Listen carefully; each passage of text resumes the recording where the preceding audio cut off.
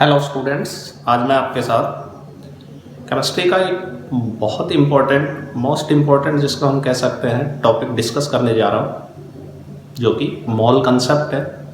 मोल concept किसी class से related topic नहीं है। 9th क्लास में आपके पास मोल कंसेप्ट आ जाता है। मीन्स 9th क्लास से ही हम मोल कंसेप्ट को सीखना स्टार्ट कर देते हैं। इस टॉपिक की importance 11th class 12th class और सभी कंपटीशन एग्जाम्स के लिए बहुत ज़्यादा है। सो आप इस वीडियो को लास्ट तक देखें। आई होप कि आपको मोल कंसेप्ट बहुत अच्छे से समझ आएगा। Let us start. मोल कंसेप्ट। मोल कंसेप्ट को स्टार्ट करने से पहले मैं आपको बता दूं, इस टॉपिक को मैं 3 पार्ट्स में डिवाइड करके चल रहा हूँ। नंबर 1 डेफिनेशन ऑफ मोल, जो कार्बन 12 के रिस्पेक्ट में दी जाती है, जो 1 मोल की स्टैंडर्ड डेफिनेशन होती है। इसके अलावा डिफरेंट टर्म्स के अंदर इसको किस तरह से 1 मोल क्वांटिटी को डिफाइन किया जाता है। दूसरा इसका जो पार्ट है वो कन्वर्जन किस तरह से किया जाएगा एक क्वांटिटी से दूसरी क्वांटिटी में, मोलर क्वांटिटी का, और कैलकुलेशन रहेगी उसके साथ। तीसरा जो इसका पार्ट है वो है इसके जो प्रॉब्लम्स है न्यूमेरिकल्स है वो किस तरह से सॉल्व किए जाएंगे। सो डेफिनेशन की अगर मैं बात करूं तो definition is always given with respect to carbon 12 C12 के रिस्पेक्ट में। जैसे एटॉमिक मास मॉलिक्यूलर मास की डेफिनेशन दी जाती है, वैसे ही 1 मोल की डेफिनेशन दी जाती है। What is 1 mole quantity? 1 mole of substance is that quantity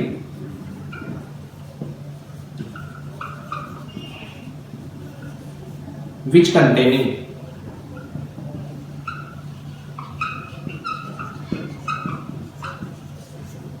entities, or we can say particles, equal to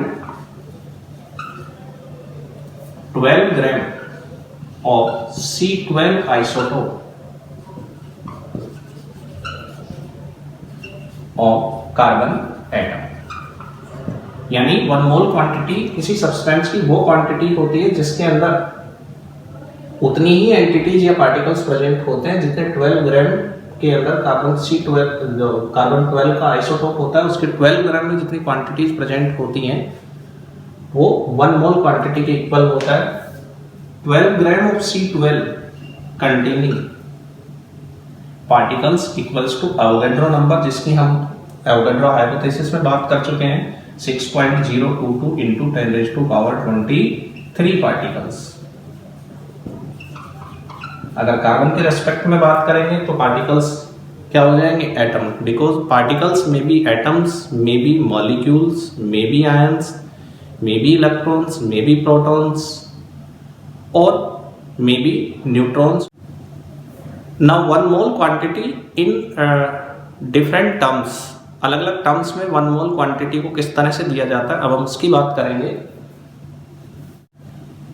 3 terms में 1 मोल क्वांटिटी को डिफाइन किया जाता है। ये तो स्टैंडर्ड डेफिनेशन थी जो पार्टिकल्स की टर्म्स में थी। इसके अलावा मोलर मास की टर्म में मोल को डिफाइन किया जाता है, मोलर वॉल्यूम की टर्म में मोल को डिफाइन किया जाता है। तो मैं जो डिफरेंट टर्म्स हैं उनको लिख रहा हूं in terms of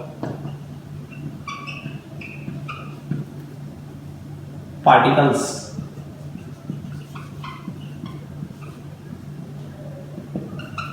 one mole is equal to 6.022 into 10⁻23 particles. हम इसको Na भी लिख सकते हैं, एवोगैड्रो नंबर है तो Na से भी रिप्रेजेंट किया जा सकता है। In terms of mass 1 mole quantity is always equals to molar mass. This molar mass may be in atomic mass, ये एटॉमिक मास भी हो सकता है, मॉलिकुलर मास भी हो सकता है, आयनिक मास भी हो सकता है और फॉर्मूला मास भी हो सकता है। जब एटॉमिक मास, मॉलिकुलर मास, आयनिक मास और फॉर्मूला मास को ग्राम्स में रिप्रेजेंट किया जाता है, then it is become gram atomic mass, gram molecular mass, gram ionic mass और gram formula mass, and that mass is always equals to 1 mole quantity of that substance. तो इसके अलावा मैं इसको क्या लिख सकता हूँ, ग्राम एटॉमिक मास भी हो सकता है, ग्राम मॉलिकुलर मास भी हो सकता है, GMM, ग्राम आयनिक मास भी हो सकता है और ग्राम फॉर्मूला मास भी हो सकता है, the smaller mass. Now in terms of volume, और वॉल्यूम की टर्म्स में 1 mole quantity only for gases होता है, ओनली फॉर गैसेज। ये दोनों टर्म्स जो हैं ये सॉलिड्स, लिक्विड्स एंड गैसेज सभी पर एप्लीकेबल है। सॉलिड्स, लिक्विड्स एंड गैसेज तीनों पर एप्लीकेबल है, बट जो वॉल्यूम है, वॉल्यूम सिर्फ गैसेज के लिए बात की जाती है एट STP, स्टैंडर्ड टेम्परेचर और प्रेशर, इसको NTP भी दे सकते हैं, क्योंकि STP और NTP पर गैसेज के लिए कैलकुलेशन बहुत ज्यादा वेरिएशन नहीं आती, इसकी भी हम अवोगाड्रो हाइपोथेसिस में बात कर चुके हैं। What is 1 mole quantity? 1 mole is equal to होता है 22.4 लीटर फॉर एनी गैस। सभी गैसेज के लिए एप्लीकेबल है कि गैस के 1 मोल क्वांटिटी का जो वॉल्यूम होगा that is 22.4 litre and it is also known as molar volume. इसको क्या कहा जाता है? मोलर वॉल्यूम भी कहा जाता है। इस तरह से डिफरेंट टर्म्स में हम क्या करते हैं, 1 मोल क्वांटिटी को डिफाइन करते हैं। In terms of particle Avogadro number के बराबर होता है, in terms of mass molar mass के बराबर होता है, gram atomic mass, gram molecular mass, gram ionic mass, gram formula mass. In terms of volume 1 mole quantity is always equals to molar volume at STP and that is 22.4 litre. ये इसका representation है। 1 mole quantity को किस तरह से define किया जाता है डिफरेंट टर्म्स में, उसको हमने रिप्रेजेंट किया है। यहाँ पार्टिकल्स को 6.022 इंटू 10⁻23 पार्टिकल्स को मोलर पार्टिकल्स भी कह सकते हैं, molar particles, because these particles are of 1 mole quantity. ये पार्टिकल्स कितनी क्वांटिटी के हैं? 1 मोल क्वांटिटी के। अगर पार्टिकल्स के टर्म में देंगे तो मोलर पार्टिकल्स कितने होंगे? 6.022 इंटू 10⁻23 1 मोल में। मास बता दिया मैंने आपको किसके बराबर होगा, कि किसी के बराबर हो सकता है। अगर एटम है तो एटॉमिक मास, मॉलिक्यूल है तो मॉलिकुलर मास, आयन है तो आयनिक मास और आयनिक कंपाउंड है तो फॉर्मूला मास। एंड अगर गैसेज हैं तो गैसेज के केस में वॉल्यूम की टर्म में भी डिफाइन कर सकते हैं, 1 मोल इज इक्वल टू, ये भी अवोगाड्रो हाइपोथेसिस के अंदर मैंने आपको डेरिवेशन करके बताया कि 1 मोल गैस का जो वॉल्यूम होता है वो 22.4 लीटर होता है, that is called molar volume. Now in nutshell इन तीनों को हम एक साथ कैसे लिख सकते हैं? 1 mole in terms of particles,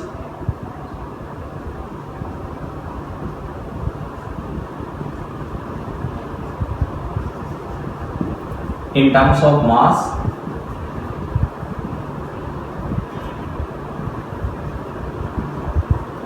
and in terms of volume.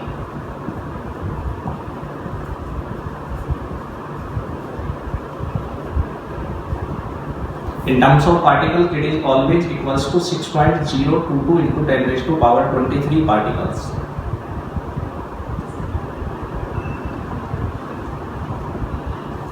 This is 1 mole quantity. In terms of mass, it is always equals to molar mass. When mass of substance given in grams, and in terms of volume, it is always equals to 22.4 liter at STP for gases only. Volume सिर्फ किसके लिए दिया जाएगा? Gases के लिए। ये तीनों के लिए सॉलिड, लिक्विड एंड गैसेज। ये भी तीनों के लिए solid, liquid and gas. Means 1 mole quantity of all gases containing equal volume 22.4 litre. या अवोगाड्रो हाइपोथेसिस में भी हम पढ़ चुके हैं कि equal volume of gases containing equal number of molecules equal number of moles. Similarly 1 mole quantity of any substance containing equal number of particles. एक मोल quantity किसी भी सब्सटेंस की है, उन सब में क्या होगा? Equal number of particles present होंगे। But 1 mole quantity of any different substance do not have same mass. अगर हम मास के टर्म में बात करेंगे तो मास में क्या आ जाएगा? डिफरेंस आ जाएगा। बाकी वॉल्यूम और पार्टिकल की टर्म में बात करें तो अगर मोलर क्वांटिटी हमें कोई भी दी है, उसमें पार्टिकल्स, चाहे वो एटम के लिए बात करें, चाहे मॉलिक्यूल के लिए बात करें, चाहे आयन के लिए, चाहे किसी दूसरे पार्टिकल के लिए, नंबर ऑफ पार्टिकल सेम रहेंगे। गैसेज के केस में किसी भी क्वांटिटी के लिए मोल अगर हमें दे रखे हैं गैसेज के, तो गिवन मोल्स के लिए जो वॉल्यूम है वो सभी गैसेज के लिए क्या आएगा? इक्वल आएगा। नाउ एक बार मैं इन टर्म्स ऑफ मास बात कर लेता हूं दोबारा से। मास की टर्म में मास मैंने बताया आपको 4 तरह के मास बताए हैं। मास कौन कौन से हैं? मैं एग्जांपल लेकर के चल रहा हूँ। मैं एटम ले रहा हूँ यहाँ पर मैं मॉलिक्यूल ले रहा हूँ, यहाँ पर आयन, यहाँ पर मैं आयनिक कंपाउंड ले रहा हूँ। एटम मैंने हाइड्रोजन का एटम, नाइट्रोजन का एटम, ऑक्सीजन का एटम लिया। ज़्यादा एग्जाम्पल नहीं ले रहा हूँ यहाँ पर मैं मॉलिक्यूल ले रहा हूँ। किसका? हाइड्रोजन का molecule, nitrogen molecule, oxygen molecule, carbon dioxide molecule और वाटर का मॉलिक्यूल भी ले लेता हूँ। आयन के केस में हाइड्रोजन का आयन में ले रहा हूँ, ऑक्सीजन का आयन ले रहा हूँ, सोडियम का आयन ले लिया मैंने, मैग्नीशियम का आयन ले लिया, सल्फेट आयन ले लिया, कार्बोनेट आयन ले लिया। यहाँ पर मैं सोडियम का एग्जांपल और ले लेता हूँ। आयनिक कंपाउंड में मैंने NaCl का, Na2SO4 का, कैल्शियम कार्बोनेट का, इनका एग्जांपल ले लिया मान लिया।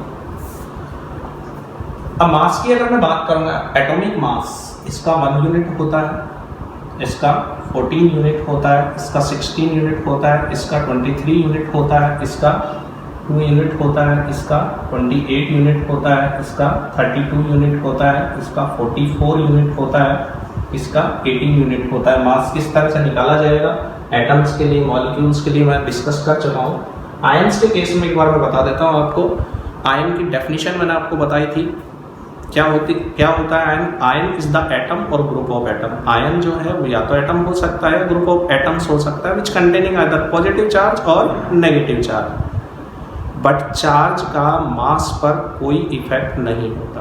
अगर एटॉमिक आयन है तो उसके एटॉमिक मास को ही आयन का मास माना जाएगा, और अगर मॉलिक्यूलर आयन है तो उसके मॉलिक्यूलर मास को ही क्या माना जाएगा? आयनिक मास माना जाएगा। इसलिए हाइड्रोजन का जो मास है वो कितना है यहाँ पर 1, ऑक्सीजन का जो मास है वो कितना है यहाँ पर 16, सोडियम का 23, मैग्नीशियम का 24, सल्फेट का सल्फर एक का 32, एक ऑक्सीजन का कितना होता है 16, तो 4 का कितना हो जाएगा 64, टोटल हो गया 96। कार्बोनेट आयन में कार्बन का 12, ऑक्सीजन का 48, 3 ऑक्सीजन का टोटल हो गया 60। NaCl 58.5, सोडियम का 23 और क्लोराइड आयन का कितना हो जाएगा 35.5। सोडियम में कितने हैं 2, 46 और 96, 46 और 96 142, और दिस इज कैल्शियम का 40 और कार्बोनेट का मैंने अभी बताया था कितना होता है 60 to 100। These are mass of 1 unit. ये एक हाइड्रोजन एटम का मास है, एक हाइड्रोजन मॉलिक्यूल का मास है, एक हाइड्रोजन आयन का मास है, और ये NaCl की 1 यूनिट का मास है। This is not molar mass. This is mass of only one unit. Therefore, if these masses are represented in grams, अगर इन masses को हम किसमें represent कर दें, grams में represent कर दें, then they become molar mass. अब ये क्या बन गए, मोलर मास बन गए, और मोलर मास का मतलब है 1 मोल क्वांटिटी का mass. Mass means 1 gram hydrogen means this 1 gram hydrogen is the mass of 1 mole hydrogen. 14 gram for nitrogen, 1 mole nitrogen का मास हो गया एटम का. 16 gram is the mass of 1 mole oxygen atoms. 23 gram is the mass of 1 mole sodium atoms. 2 gram is the mass of 1 mole hydrogen molecules. 28 gram is the mass of 1 mole nitrogen molecules, और similarly 32 gram 1 mole oxygen का, 44 gram 1 mole carbon dioxide molecules का, 18 gram 1 mole hydrogen water molecules का mass हो गया. 1 gram 1 mole hydrogen ions का मास. 16 ग्राम 1 mole oxygen ions का मास. 23 ग्राम 1 मोल sodium ions का मास. इसी तरह से 96 ग्राम 1 मोल सल्फेट आयंस का मास है. 1 मोल NaCl आयनिक कंपाउंड का मास 58.5 ग्राम. 100 ग्राम 1 मोल कैल्शियम कार्बोनेट कंपाउंड का मास. तो इस तरह से मोलर क्वांटिटीज, इसको हम क्या लिख सकते हैं शॉर्ट में, ग्राम एटम. 1 ग्राम एटम का मतलब 1 मोल. ग्राम molecules.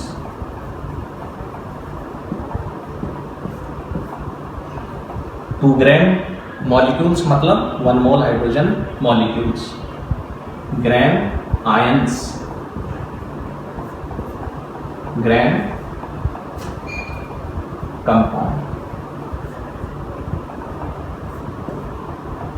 These all are 1 mole quantity.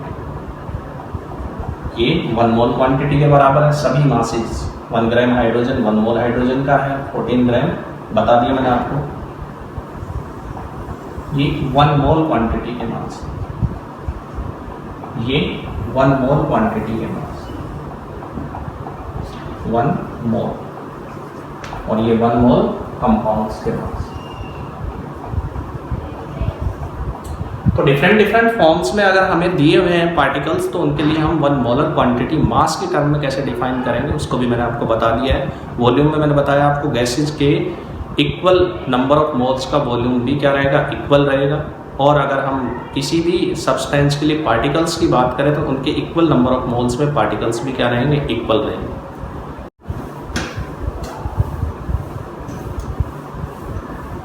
Next हम इसके अंदर लेकर के चल रहे हैं कि हम मोल की कैलकुलेशन किस तरह से करेंगे, किस तरह से हम नंबर ऑफ मोल्स निकालेंगे डिफरेंट टर्म्स में, और आपस में इंटर कन्वर्जन किस तरह से करेंगे. मैंने बताया था आपको, एक बार डेफिनेशन की बात करूंगा डिफरेंट टर्म्स के अंदर, फिर हम बात करेंगे कि कन्वर्जन किस तरह से करेंगे डिफरेंट टर्म्स का, और मोल्स की कैलकुलेशन किस तरह से करेंगे. कैलकुलेशन पार्ट होगा और कन्वर्जन पार्ट होगा. तो नेक्स्ट पार्ट में लेकर के चल रहा हूँ, calculation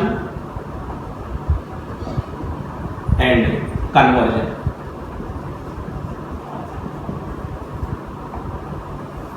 For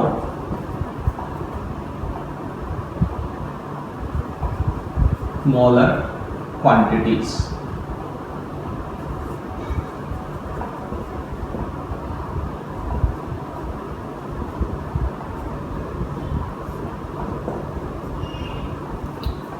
Now,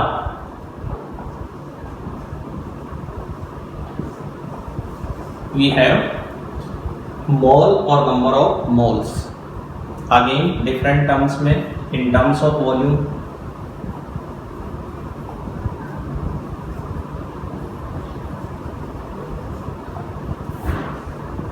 in terms of particles,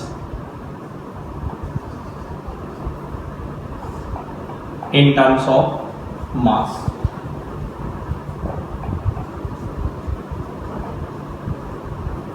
और ये फॉर गैसेज. Eight ST. ये दोनों किसके लिए? सॉलिड, लिक्विड, गैस, तीनों स्टेट ऑफ मैटर के लिए एप्लीकेबल है। Now how we can calculate number of moles, कैसे हम नंबर ऑफ मोल्स को कैलकुलेट करेंगे डिफरेंट टर्म्स में। अगर हमें वॉल्यूम की टर्म में, पार्टिकल की टर्म में, मास की टर्म में, सबसे इंपॉर्टेंट है मास की टर्म में नंबर ऑफ मोल्स को कैसे कैलकुलेट किया जाता है। सबसे पहले मैं उसी की बात कर रहा हूं, गिवन मास और वी कैन से अमाउंट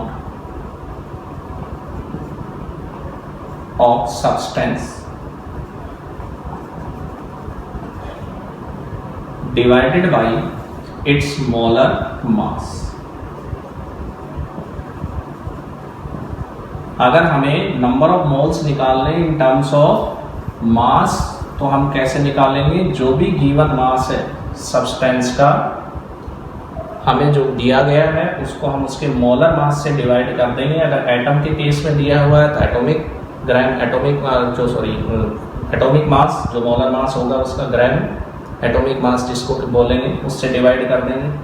मॉलिक्यूल का केस दिया होगा तो ग्राम मॉलिकुलर मास से डिवाइड कर देंगे। आयन का केस दिया होगा तो ग्राम आयनिक मास से डिवाइड कर देंगे। और अगर कंपाउंड का केस दिया है तो हम ग्राम कंपाउंड मास से क्या कर देंगे? डिवाइड कर देंगे।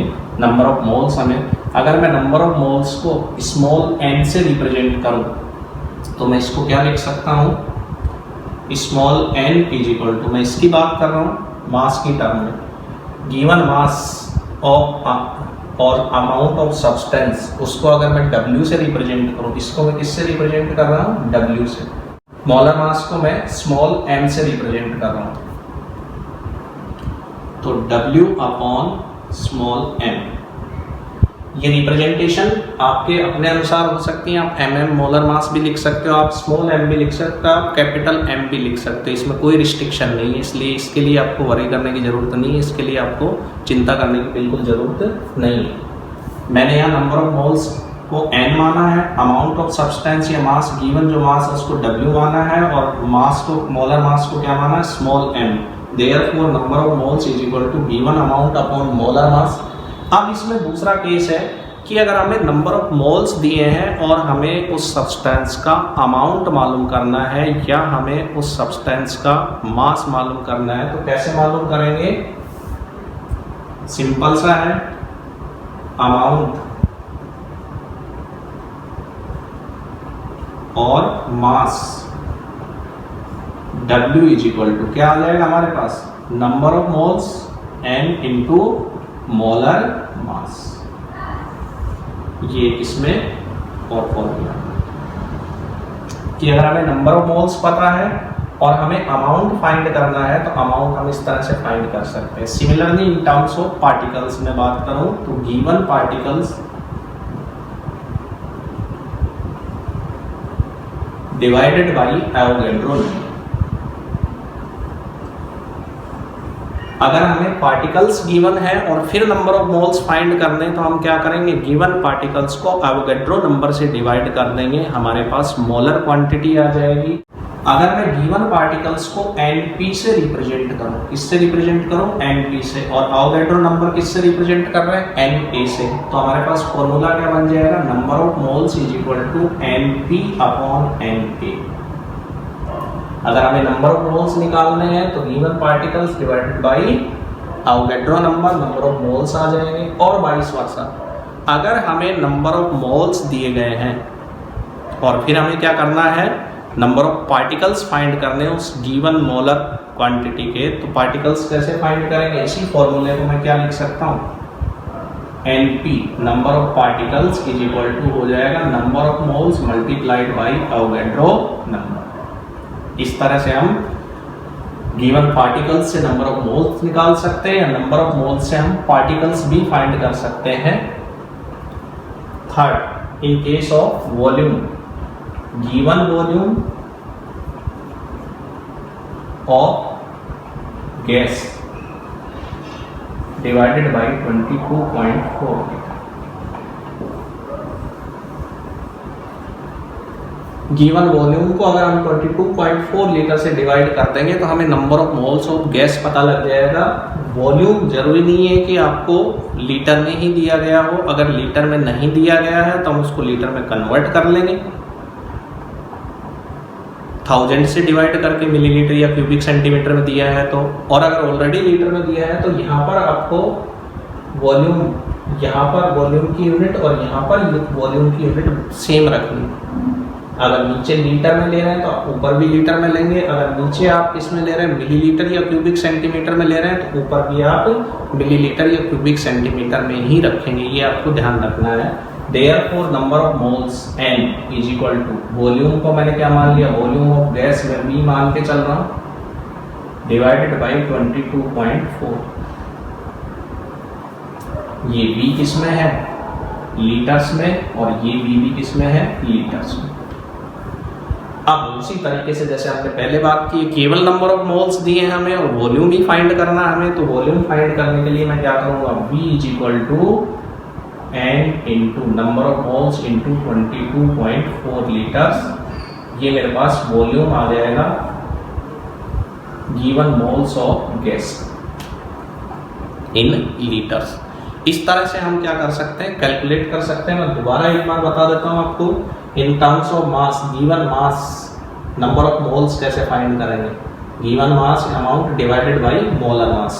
मास को मैंने गिवन को W से लिखा, मोलर मास को स्मॉल m से, तो शॉर्ट में फॉर्मूला क्या बन गया, n is equal to W/m। अब केवल हमें अमाउंट फाइंड करना है, नंबर ऑफ मोल्स दिए हैं तो फिर हम क्या करेंगे, नंबर ऑफ मोल्स को मोलर मास से क्या कर देंगे, मल्टीप्लाई। और मोलर मास डिफरेंट केस में अभी मैं एग्जांपल लेकर के भी बता दूंगा आपको। इसी तरह से पार्टिकल्स के केस में given particles divided by Avogadro number of moles आ जाएंगे। और अगर हमें नंबर ऑफ मोल्स दिए हैं तो अवोगाड्रो नंबर से हम मल्टीप्लाई कर देंगे तो हमारे पास नंबर ऑफ पार्टिकल्स आ जाएंगे। इन terms of volume for gases only, अगर वॉल्यूम हमें दिया है तो हम उसको 22.4 लीटर से डिवाइड कर देंगे तो नंबर ऑफ मोल्स आ जाएंगे। और अगर हमें नंबर ऑफ मोल्स दिए हैं तो उसको हम 22.4 लीटर से मल्टीप्लाई कर लेंगे तो गिवन मोल्स का वॉल्यूम आ जाएगा गैस के लिए हमारे पास। इस तरह से हम इनकी क्या कर सकते हैं, कैलकुलेशन कर सकते हैं नंबर ऑफ मोल्स की डिफरेंट टर्म्स में। अब हम इनके कन्वर्जेंस की बात करेंगे, और कन्वर्जेंस जो है डिफरेंट यूनिट्स को किस तरह से एक दूसरे में कन्वर्ट करेंगे। अगर हमें ये गिवन है तो हम इसको कैसे निकालेंगे, पार्टिकल्स को, वॉल्यूम गिवन है पार्टिकल्स कैसे निकालेंगे। हमें मास गिवन है तो हम वॉल्यूम कैसे निकालें, मास गिवन है हमें, हम पार्टिकल्स कैसे निकालें, पार्टिकल्स गिवन है तो हम वॉल्यूम कैसे निकालें। डिफरेंट टाइप के कन्वर्जेंस है और यही एक मोल कंसेप्ट को कंस्ट्रक्ट करता है पूरे को, कि हम किस तरह से एक दूसरे को कन्वर्ट करेंगे। इसी में हमें कैलकुलेशंस में दिक्कत आती है, कैसे करेंगे। This is like video game, ये बिल्कुल किसकी तरह से, वीडियो गेम की तरह से। आप सब लोग वीडियो गेम खेलते हैं, वीडियो गेम में एक सोल्जर होता है, वो सोल्जर अपनी डेस्टिनेशन पर खड़ा होता है और वहाँ से जंप करता है दूसरी डेस्टिनेशन पर जाने के लिए, और उस डेस्टिनेशन पर जाते ही उसको क्या मिलती है, कुछ स्ट्रेंथ मिलती है, और फिर उस स्ट्रेंथ को गेन करके वो नेक्स्ट डेस्टिनेशन पर जाता है। Conversion in mole concept is like video game, बिल्कुल वैसे की वैसे जैसे आप वीडियो गेम खेलते हैं। कैसे, इफ वी हैव गिवन, हमें क्या दिया है, वॉल्यूम ऑफ द गैस दिया है और पूछा क्या है, नंबर ऑफ पार्टिकल्स। अब हमारे पास ये ऑप्शन नहीं है कि हम यहाँ से यहाँ डायरेक्ट फ्लाई करके चलेंगे। क्या करेंगे, यहाँ से हम यहाँ फ्लाई करेंगे, यहाँ से हमें स्ट्रेंथ मिलेगी, that strength will help us to reach here. वो स्ट्रेंथ हमें यहाँ पर पहुँचने में हेल्प करेगी, बिल्कुल वीडियो गेम की तरह से। कैसे, गिवन वॉल्यूम से हम क्या करेंगे, नंबर ऑफ मोल्स निकाल लेंगे, और जब हमें नंबर ऑफ मोल्स पता चल जाएंगे तो बड़ा इजी है। नंबर ऑफ मोल्स जब पता चल गए तो हम क्या करेंगे, नंबर ऑफ पार्टिकल निकालना है तो n से मल्टीप्लाई कर देंगे नंबर ऑफ मोल्स को, हमें नंबर ऑफ पार्टिकल्स पता चल जाएंगे। अभी मैंने बात की थी, फॉर्मूला आपको लिख करके बताया, मैं वापस रिपीट कर रहा हूँ। इफ़ वी हैव गिवन, अगर हमें गैस का वॉल्यूम दिया है और हमें पार्टिकल्स फाइंड करने हैं तो हम क्या करेंगे, गिवन वॉल्यूम से यहाँ पहुँचेंगे पहले, यहाँ से हमें स्ट्रेंथ मिलेगी। गिवन वॉल्यूम से हम नंबर ऑफ मोल्स निकाल लेंगे डिवाइडेड बाई 22.4 लीटर, और जब हमें नंबर ऑफ मोल्स पता चल जाएंगे तो उसको अवोगाड्रो नंबर से मल्टीप्लाई कर देंगे, पार्टिकल्स आ जाएंगे। सिमिलरली अगर हमें मोल्स दिए वॉल्यूम दिया है गैस का, और हमें गैस का उस पर्टिकुलर वॉल्यूम का मास फाइंड करना है, उस पर्टिकुलर वॉल्यूम का मास कितना है, 1 मोल का मास तो हम बता देंगे। कार्बन डाइऑक्साइड गैस का 1 मोल का मास 44 ग्राम होता है, ये हमने पढ़ लिया। बट अगर हमें अमाउंट कम दिया है, वॉल्यूम कम दिया है, 22.4 लीटर्स का तो मास कितना होता है, 44 ग्राम होता है। लेकिन अगर वॉल्यूम हमें 2.24 लीटर ही दिया है तो हम कैसे बताएंगे, again the same way, given volume से हम क्या निकालेंगे, नंबर ऑफ मोल्स, और नंबर ऑफ मोल्स को मोलर मास से मल्टीप्लाई कर देंगे तो हमारे पास मास आ जाएगा उस पर्टिकुलर वॉल्यूम का। दीज आर द कन्वर्जेंस, ये डिफरेंट कन्वर्जेंस है। हमें मास दे दिया गैस का, क्या पूछ लिया, volume.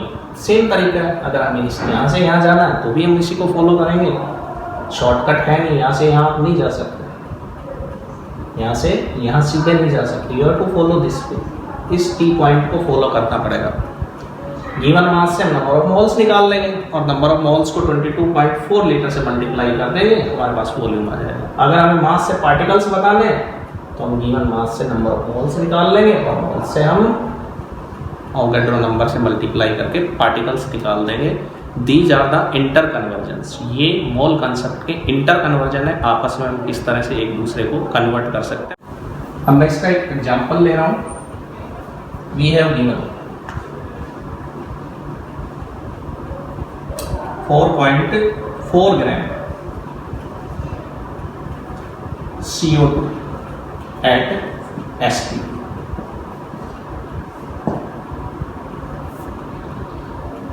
Find volume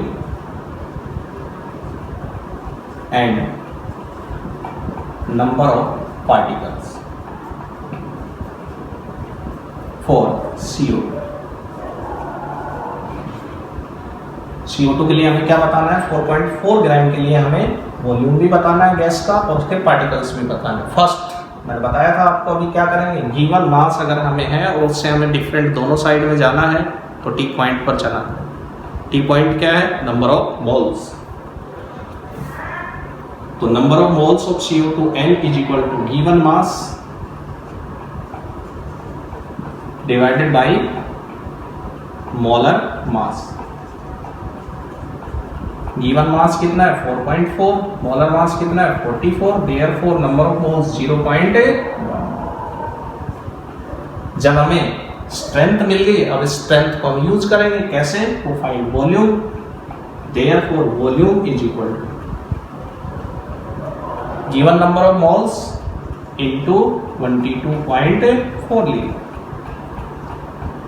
given number of moles कितने, 0.1 multiplied by 22.4 litre is equal to 2.24 litre, means 0.1 mole जो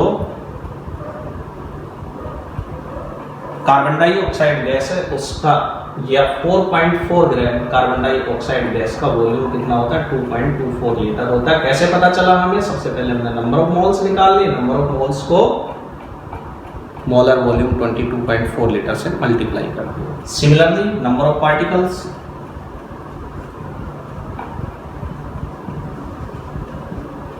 number of particles number of moles into n, Avogadro number, number of moles कितना है 0.1, Avogadro number 0.22 into 10⁻23, this is equal to 6.022 into 10⁻22 particles.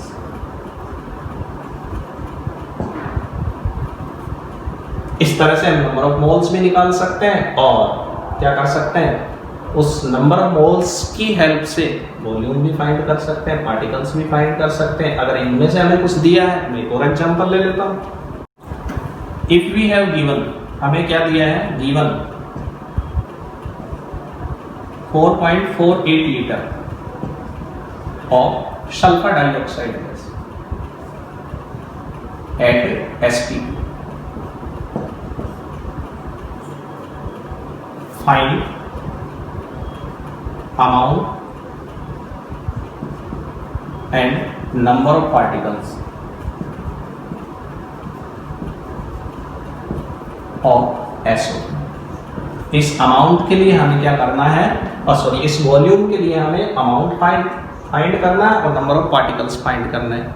Again we will start from this side, जो अभी conversion मैंने बताया था, T point बताया था कि हमें वॉल्यूम दिया है तो नंबर ऑफ मोल्स निकाल लेंगे। नंबर ऑफ मोल्स है हमारे पास दोनों साइड वे है, क्योंकि वहां से हमारे पास शॉर्टकट ना तो उधर जाने का है और ना नीचे आने का।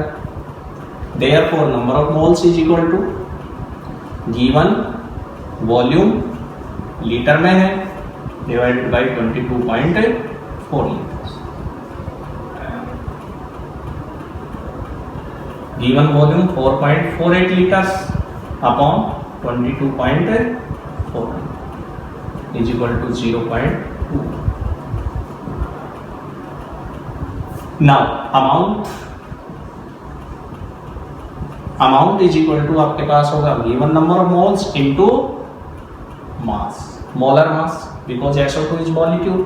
SO2 का मोलर मास कितना होगा, सल्फर का 32, ऑक्सीजन का एक का 16, दो का कितना हो जाएगा 32, 32 प्लस 32 कितना हो जाएगा 64, तो 0.2 multiplied by 64 is equal to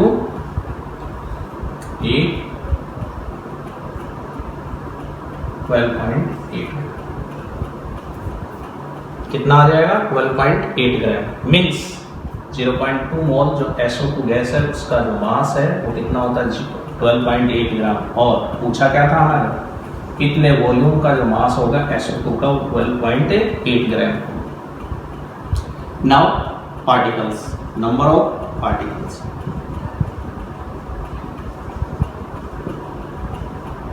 number of moles multiplied by n है। अवोगाड्रो नंबर से मल्टीप्लाई कर देंगे, 0.2 multiplied by 6.022 into 10⁻23, this is equal to 12.044 into 10⁻22 particles. इस तरह से हम क्या कर सकते हैं, डिफरेंट क्वांटिटीज को एक दूसरे में कन्वर्ट कर सकते हैं। मैंने बताया था आपको मोल कंसेप्ट बहुत इजी और इंटरेस्टिंग है, एंजॉय के साथ पढ़ने वाला टॉपिक है, इसको स्ट्रेस लेकर के पढ़ने की जरूरत नहीं है। This is very easy concept, unitary method पर, सिंपल मैथमेटिक्स पर डिपेंडेंट है। आपको कुछ छोटी छोटी चीज़ों का ध्यान रखना है बस, जो मैंने आपको बता दिया डिस्कस करके। अभी इसमें बहुत इम्पोर्टेंट पार्ट पीछे बचा हुआ है, सो चैनल के साथ बने रहिए। Bablu sir KVS chemistry subscribe करिए।